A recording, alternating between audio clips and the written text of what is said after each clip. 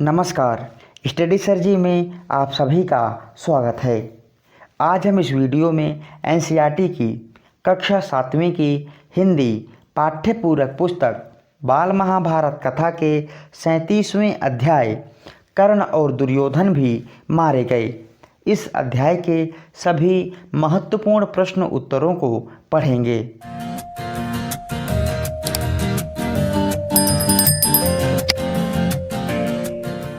Video के अंत में आप सभी से एक प्रश्न पूछा जाएगा जिसका उत्तर आप कमेंट बॉक्स में दे सकते हैं। तो आइए वीडियो शुरू करते हैं। कर्ण और दुर्योधन भी मारे गए। इस अध्याय का सबसे पहला प्रश्न है, द्रोण के बाद कौरव सेना का सेनापति किसे नियुक्त किया गया। इस प्रश्न के उत्तर में हम लिखेंगे, द्रोण के बाद कौरव सेना का सेनापति कर्ण और सारथी मद्रराज शल्य को नियुक्त किया गया। अध्याय का दूसरा प्रश्न है, दुशासन का वध किसने किया। इस प्रश्न के उत्तर में हम लिखेंगे, दुशासन का वध भीम ने किया। अध्याय का तीसरा प्रश्न है, रथ का पहिया कीचड़ में फंस जाने के बाद कर्ण ने अर्जुन से क्या कहा।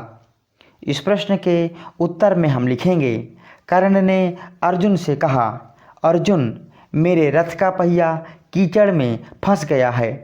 तुम्हें धर्म युद्ध करने का यश प्राप्त है, उसे व्यर्थ ना गंवाओ।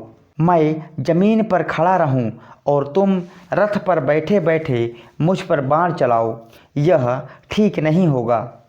अध्याय का चौथा प्रश्न है, अर्जुन से धर्म युद्ध की बात करने वाले कर्ण से श्री कृष्ण ने क्या कहा।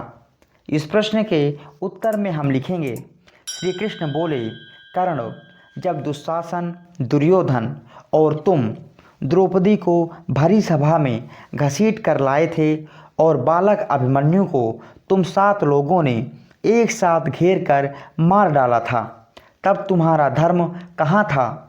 और आज खुद संकट में हो तो तुमको धर्म याद आ रहा है। अध्याय का 5वां प्रश्न है, कर्ण की मृत्यु कैसे हुई। इस प्रश्न के उत्तर में हम लिखेंगे, कर्ण रथ से उतरकर अपना पहिया समतल पर लाने की कोशिश करने लगा। हजारों प्रयत्न करने पर भी पहिया गड्ढे से नहीं निकला। श्री कृष्ण की आज्ञा पाकर अर्जुन ने एक बाण तान कर मारा कि कर्ण का सिर कटकर जमीन पर गिर गया। अध्याय का अगला प्रश्न है, मद्रराज शल्य का वध किसने किया। इस प्रश्न के उत्तर में हम लिखेंगे, मद्रराज शल्य का वध युधिष्ठिर ने किया। अध्याय का 7वां प्रश्न है, शकुनी का वध किसने किया। इस प्रश्न के उत्तर में हम लिखेंगे, शकुनी का वध सहदेव ने किया। अध्याय का 8वां प्रश्न है, कृपाचार्य ने दुर्योधन को सांत्वना देते हुए क्या सलाह दिया। इस प्रश्न के उत्तर में हम लिखेंगे, कृपाचार्य ने दुर्योधन को कहा, राजन, अब तुम्हारा कर्तव्य यही है कि पांडवों से किसी प्रकार संधि कर लो। अब युद्ध बंद करना ही श्रेयस्कर होगा। आइए अब अध्याय के 9वें प्रश्न को करते हैं। जलाशय में छिपे दुर्योधन को युधिष्ठिर ने कैसे चुनौती दिया।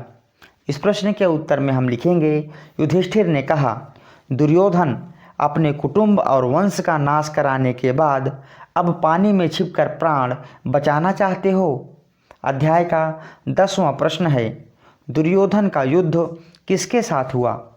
इस प्रश्न के उत्तर में हम लिख सकते हैं, दुर्योधन ने जलाशय से बाहर निकलते ही भीम से गदा युद्ध करने की इच्छा प्रकट किया। इस प्रकार दोनों में बड़ी देर तक युद्ध होता रहा। श्री कृष्ण ने इशारे से दुर्योधन की जांघ पर गदा मारने को कहा।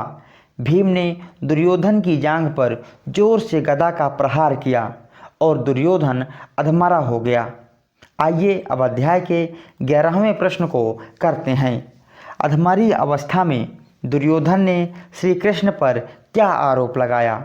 इस प्रश्न के उत्तर में हम लिखेंगे, दुर्योधन चिल्लाकर बोला, कृष्ण, धर्म युद्ध करने वाले हमारे पक्ष के सारे यशस्वी महारथियों को तुमने ही कुचक्र रचकर मरवा डाला है, वरना कर्ण, भीष्म, द्रोण जैसे वीर परास्त होने वाले नहीं थे।